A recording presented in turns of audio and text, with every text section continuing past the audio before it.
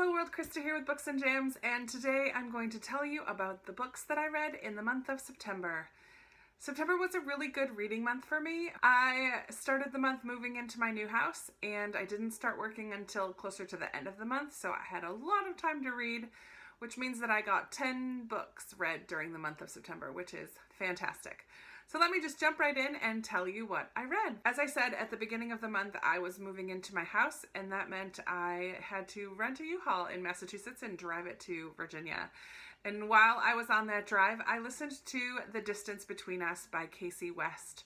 This book was a lot of fun and a perfect book to read while in the car. It was light, it didn't require any thinking. The story of it is pretty predictable. It's poor girl, rich guy, missed communication, a bit of a love triangle in there, but really witty banter. I love Casey West's ability to write some really interesting and fun dialogue. I just thoroughly enjoyed this book. Next, I continued on with my read-through of the Anne of Green Gables series, and I read Anne's House of Dreams, which is book 5 of the series. So this continues Anne's story with her husband and their first little home together. Ella Montgomery really does write some wonderful, quirky characters. So we meet Captain Jim and Miss Cornelia Bryant, who is almost like the new Marilla and Rachel. She's kind of the older, gossipy woman who Anne becomes good friends with. We meet Leslie Moore, who is a neighbor who has quite a past of her own that Anne is determined to befriend. Anne has some of the same characteristics that she had as a child, but she just has some more levity and maturity along with that quirkiness and imagination. She still has that imagination and love of nature. Some of the things that are so endearing about Anne when she's a child are still there as part of who she is, just in a little bit of a different light. So this was totally enjoyable, and I am really looking forward to continuing through this read of the series. Following that, I picked up the first book of Calamity Leak by Paula Lektarowicz. This is very easily the strangest book that I've ever read in my life, to the point where I almost DNF'd it after the first maybe 40 or 50 pages. I could not get into the style of writing. I could not figure out what was going on, but I wanted to push through because, number one, the cover is gorgeous. And I don't like to DNF a book, even though I'm willing to. I don't like to. So I did push through, and I did figure out what was going on. Let me back up. So this is a story of Calamity Leak. It's narrated from her perspective. And she, along with about 13 of her sisters, who are obviously not her sisters, but 13 other girls, are isolated in this compound, almost cult-like setting, where there is a wall surrounding them and they are isolated there with this matronly woman who is also super strange, failed Broadway actress type of person. It's just so weird. It's so weird. However, I did push through and I did figure out what was going on, and then it turned from weird and strange to quite disturbing, and I had to finish to find out how it was all going to go down and what was going to happen. How were they going to get out of the situation that they were in? I can't say much more than that because I think for me, the best part of this book was discovering what was happening. Enter at your own risk, I guess I would say, with this one. After I finished the book of Calamity Leak, I picked up The Storied Life of A.J. Fikry, which is written by Gabrielle Zevin, and this was my Goodreads read-along group pick of the month.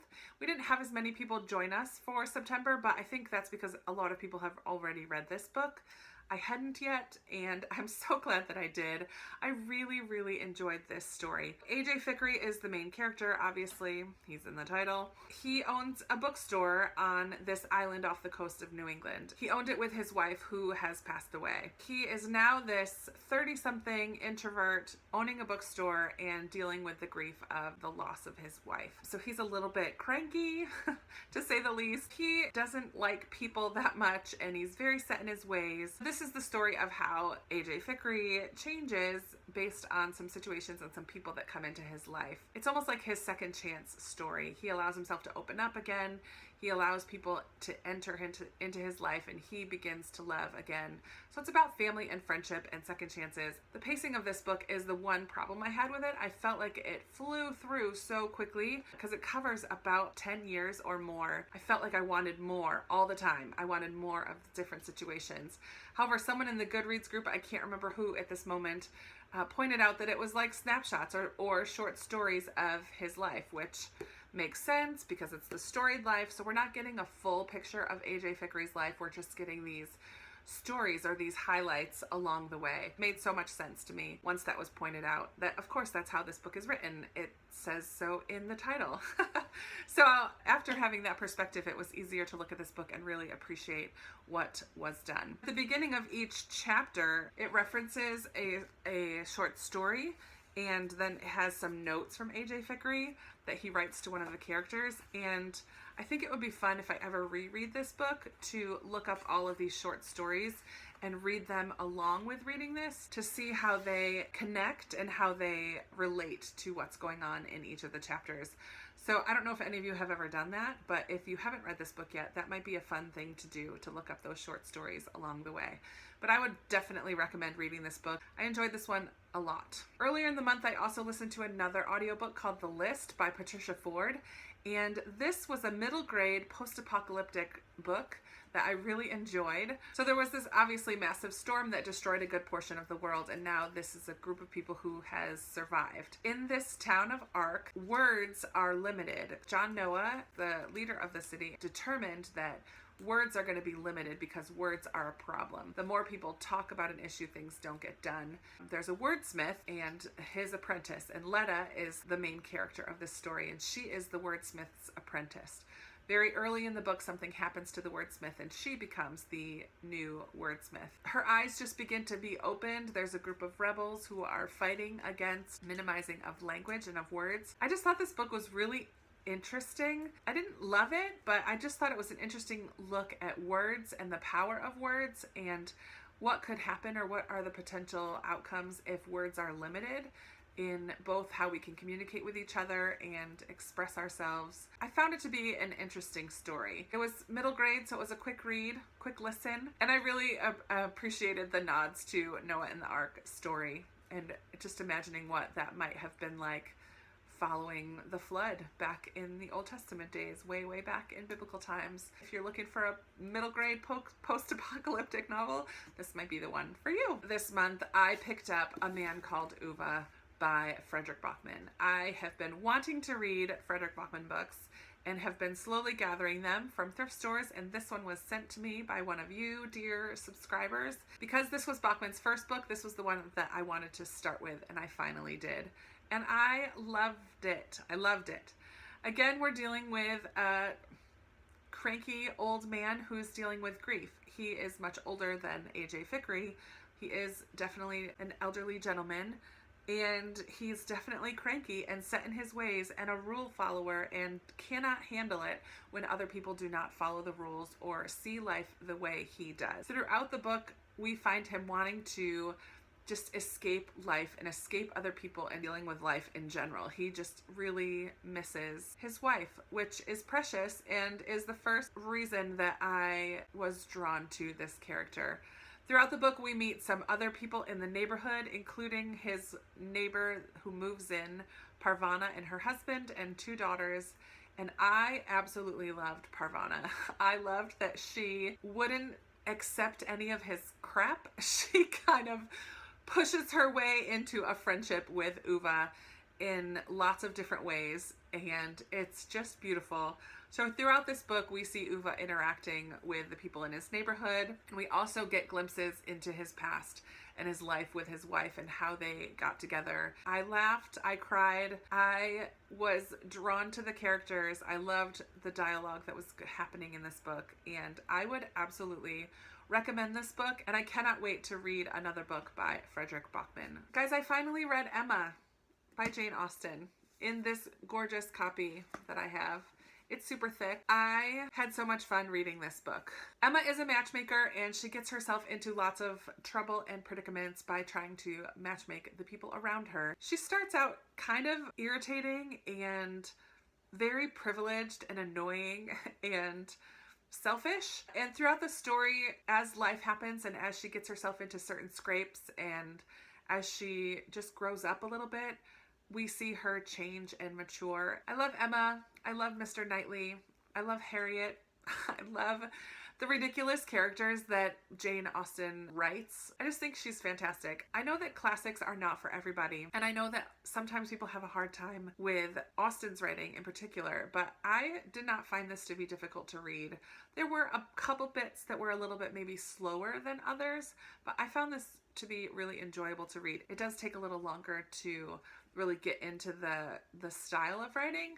However, I didn't find it difficult. I just really enjoyed it. So I'm proud of myself for reading Emma this month. In the past, I've not had the greatest of luck with graphic novels, but Jenna from Jen the Librarian has recommended Amulet, the series, and so I did pick up the first one this month, and it is The Stonekeeper.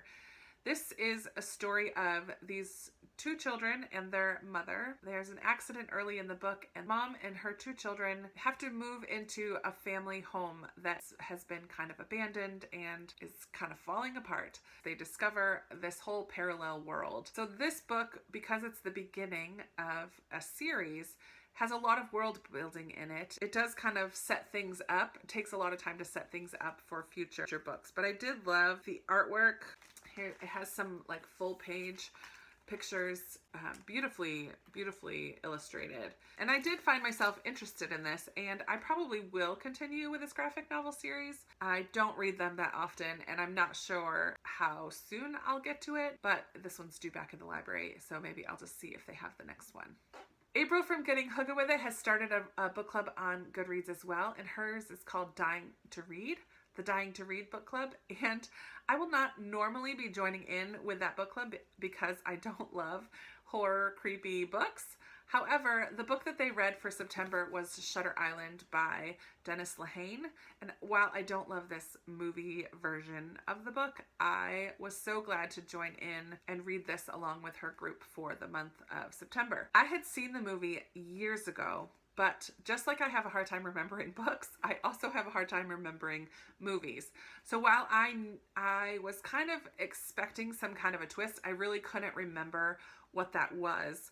So as I was reading, it was a really interesting experience because I had a feeling something was going to happen, but I wasn't sure what that was going to be. This is the story of Teddy Daniels and his partner, who are U.S. Marshals, and they're sent to this island where there is a hospital place for the criminally insane. They're sent there to investigate the disappearance of one of the patient/inmates who managed to escape from a fully guarded, fully secure building on this island. There's just so much dark and sinister and creepy vibes that run through this book, but not too much. It was the perfect amount of creepy for me. I thought Dennis Lehane did a fantastic job in writing these characters and in setting the mood. I loved the mood of this while I was reading. You just kind of had this feeling all the way through that, I don't know, I just didn't trust anybody, and I didn't trust their answers as Teddy and his partner were trying to investigate things. I wasn't sure what was going on, but I loved trying to figure it out along the way. I'm very excited because in November, I am reading another Dennis Lehane book for my Goodreads read-along group, and we're going to be reading Since We Fell. So if you haven't yet read Since We Fell, get a hold of it and you can join us for the month of November. So sneak peek into my November TBR. But I really did like Dennis Lehane's writing in this one, so I'm really looking forward to reading another book that he has written. Join us if you are interested in reading that. Shameless plug. Finally, in September, I read Mandy by Julie Andrews Edwards, who was Mary Poppins and Maria in The Sound of Music. I had been recommended this book by Jenna from Jen the Librarian again, but I've also heard Katie from Light Between Words talk about it, and Kate from Kate Howe has talked about it as well.